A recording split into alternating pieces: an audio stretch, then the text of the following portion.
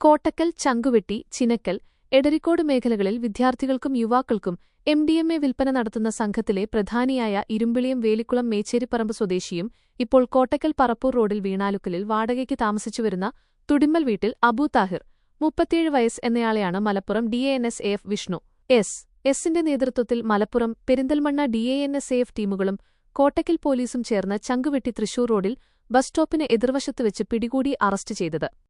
പ്രതിയിൽ നിന്നും ചില്ലറ വിൽപ്പനയ്ക്കായി സൂക്ഷിച്ച വിപണിയിൽ ₹1,00,000 വില വരുന്ന 12.42 ഗ്രാം MDMAയും MDMA തൂക്കാനുപയോഗിക്കുന്ന ഡിജിറ്റൽ ത്രാസും MDMA വലിക്കാനുപയോഗിക്കുന്ന ഗ്ലാസ് ഫ്യൂമുകളും MDMA കടത്താനുപയോഗിച്ച കാറും കണ്ടെടുത്തു.